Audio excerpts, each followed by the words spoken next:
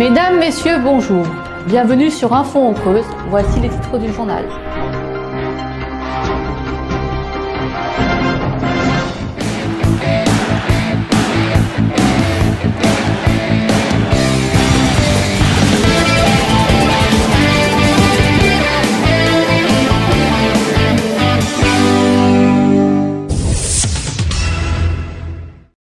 Bonjour et bienvenue pour cette nouvelle édition. Avant de lancer le journal, un coup de chapeau à Charlie, Mathéo et Taylor qui ont été sacrés champions de France de pétanque UFOLEP en catégorie jeune à Obja et encore bravo pour leur coach Jean-Louis. C'est une belle victoire pour le club évaonien. On n'a pas tous les jours 20 ans, c'était le maître mot de l'ouverture du festival Rock et Moto à Évaux-les-Bains.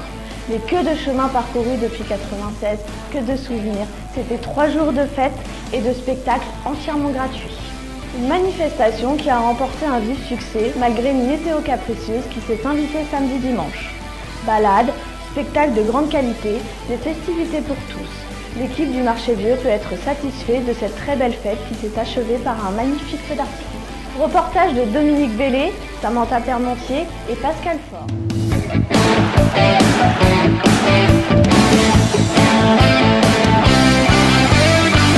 Bon anniversaire, clame Monsieur Bernard Morand, le président de l'amicale du Marché Vieux, lors de la 20e édition du festival Rock et Moto à Évaux-les-Bains. En 1996, il disait implanter un festival Rock et Moto dans la paisible cité thermale d'Évaux-les-Bains, avec grincé quelques dents. Et Bernard Morand n'avait rien concédé. Le festival Rock et Moto est devenu maintenant une institution.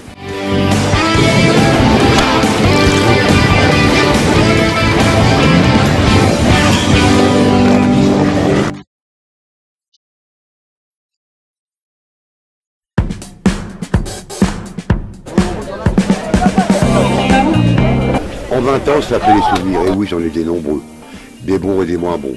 Une annulation du festival en 2009, un déluge en 2014 et quelques frayeurs.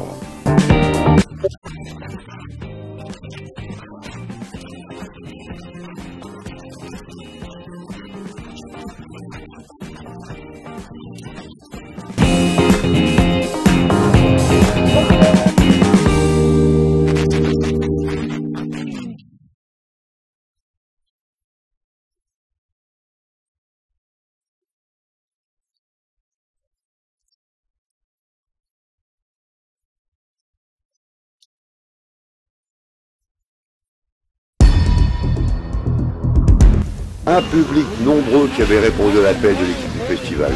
Et c'est une belle manifestation. C'est un atout pour la commune, déclare le maire.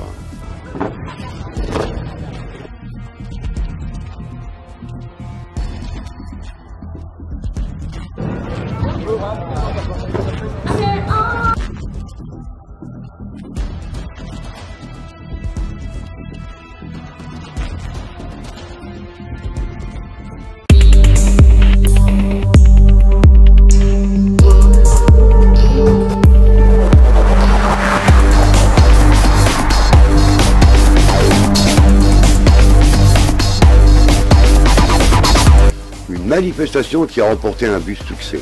Malgré une météo capricieuse qui s'est invitée samedi-dimanche, un public ravi et très nombreux a arpenté le champ Abel durant ces 3 jours de fête.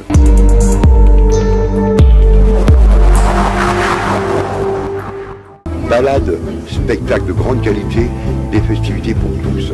L'équipe du Marché Vieux peut être satisfaite de cette très belle fête qui s'est achevée par un magnifique feu d'artifice.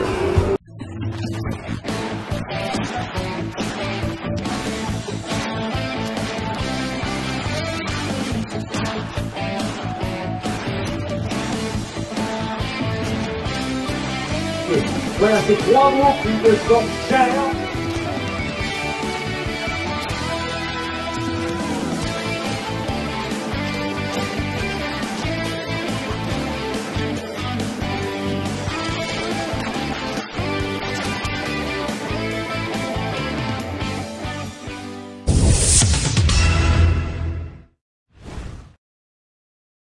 C'est la bonne humeur et la convivialité que le comité des fêtes de Rother a donné à la traditionnelle fête patronale. La Rotherroise a dominé ces 2 jours de festivités, des jeux, de la compétition, mais surtout de la gaieté, tout un panel d'activités afin de passer une bonne journée. Fête foraine, défilé de chars fleuris, cuisses de bœuf à la broche Il y en avait pour tous lors de ce week-end de tradition.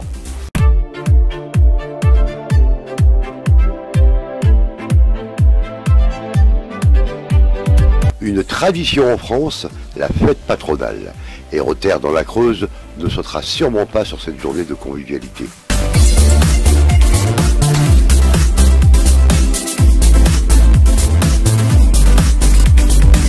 Cette petite bourgade dans l'est de la Creuse avait cette année misé sur le thème de la compétition.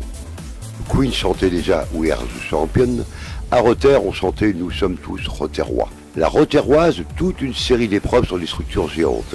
C'est un support pour se mesurer lors d'épreuves de combat et de compétition hors normes. Cascade, rigolade, c'était le programme de l'après-midi. Une participation très nombreuse et très motivée avec les sumo, ventre glisse et le mur des champions.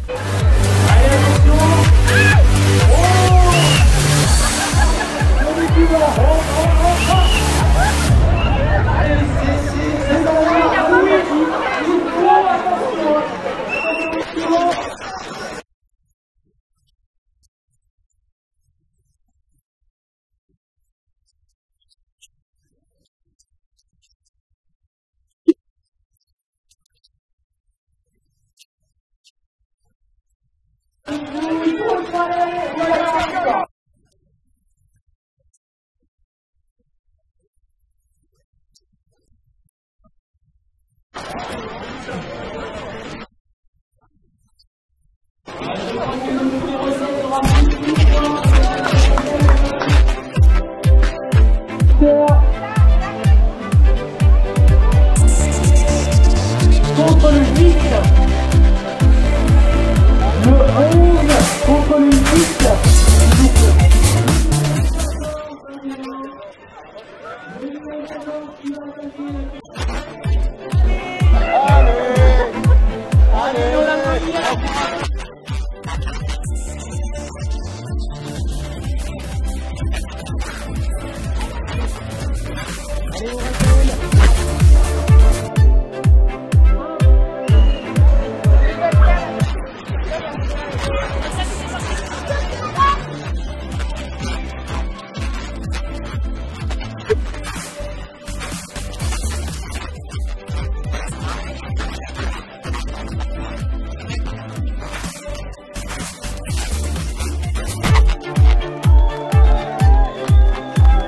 Des fêtes soudées, une ambiance de fête, c'est cela la vie dans les petits villages creusois. Après 4 étapes, le mini-tour creusois a connu son épilogue à Soumans dans la Creuse. Tous les leaders ont concrétisé leur placement au général. C'est sans surprise que Matteo Barusso l'emporte dans la catégorie Benjamin.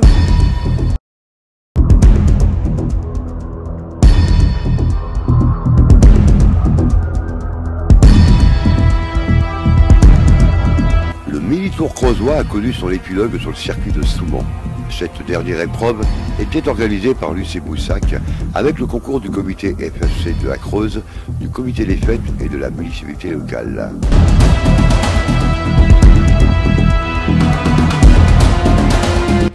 Avec une longueur d'avance dans leurs deux classements respectifs, Matteo Barusso en benjamin et Kylian Kisserbe en minime remportent cette compétition avec un grand chelem sur les 5 manches de cette 4e édition.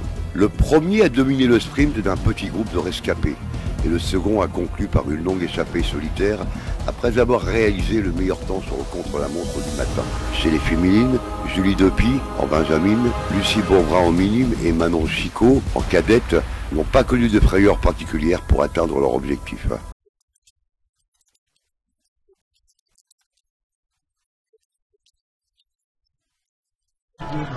Attention, 50 lignes, il y en a 2 là.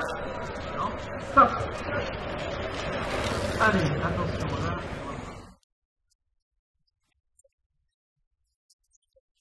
On y va quand vous voulez.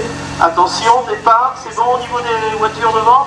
5, 4, 3, 2, 1, top, c'est parti. Garçons et filles, c'est parti.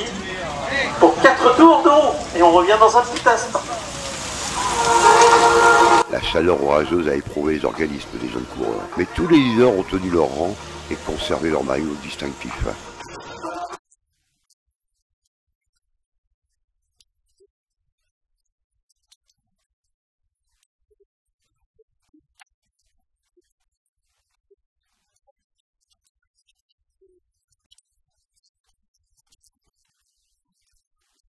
Avec une longueur d'avance dans leurs deux classements respectifs, Matteo Barusso en benjamin et Kylian Kisserbe en minime remportent cette compétition avec un grand chelem sur les 5 manches de cette 4e édition.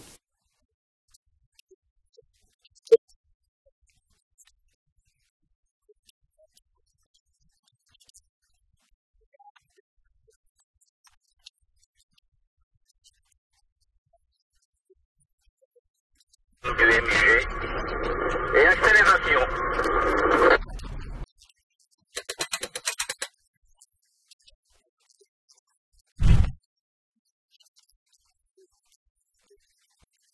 Pour cette 4e édition, toute l'équipe du mini-tour creusois a invité une nouvelle fois les plus jeunes cyclistes à rivaliser sur les côtes et fonds plats des routes de la Creuse. Le clap de fin vient d'être entendu pour la série Un village français. Après 9 années de tournage et 72 épisodes. Nous les avons rencontrés lors du dernier tournage à Émoutier en Limousin et ce n'est pas en nostalgie que le rideau va se refermer. En juin 1940, Villeneuve, une petite sous-préfecture fictive du Jura, est bouleversée par l'arrivée de l'armée allemande. L'occupation de la France vient de commencer. Elle va durer 4 ans. 4 ans pendant lesquels vous avez été invité à vivre avec Daniel, Marcel, Marie, Raymond, Janine, Lucienne et bien d'autres encore, dans un monde où la peur, la faim, le danger sont quotidiens.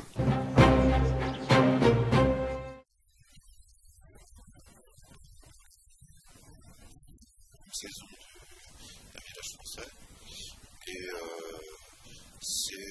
c'est une saison qui globalement traite de la mémoire pour conclure définitivement la série. Devoir convoyer ses juifs, c'est vraiment une plaie. S'il en manquait un ou deux, ça changerait quoi?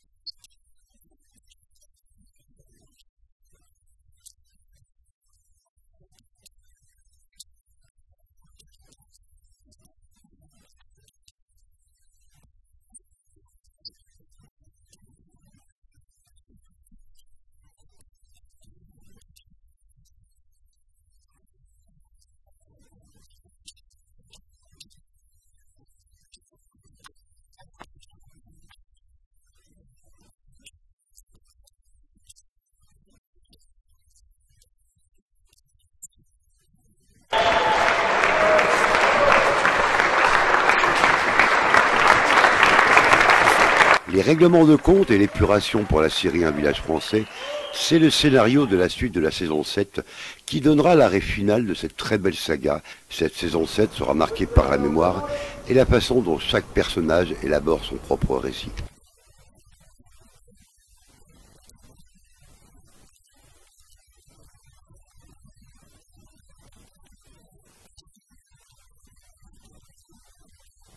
Un village français, c'est 72 épisodes de 50 minutes, 9 années de tournage dans différentes régions de France et en Limousin. C'est avec une larme à l'œil que Laurent Cavalier, le producteur exécutif, va refermer la porte de cette très longue série.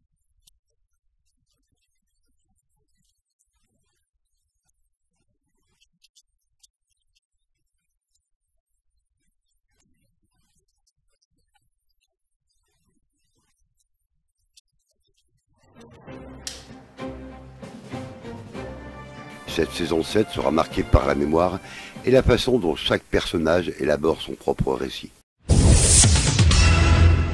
La période estivale est propice aux découvertes et aux rencontres. L'Amicale des commerçants artisans des Vaux-les-Bains et l'association Les Noctambulants proposent tout l'été des marchés nocturnes, des soirées très dynamiques pour la cité thermale. Les Noctambulants sont de retour à Vaux-les-Bains. Ces producteurs et artisans de la Creuse, de l'Indre, du Cher et de l'Allier ont investi les rues du centre-ville des Vaux-les-Bains. Ces marchés nocturnes attirent un public très nombreux durant la période estivale.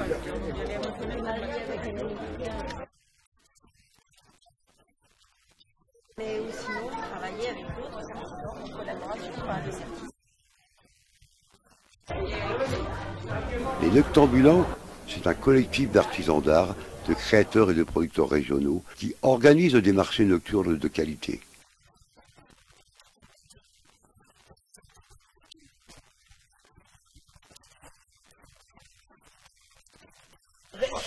réponds. Ils mettent un point d'honneur sur le fait que chaque exposant soit le producteur ou le créateur de ce qu'il présente.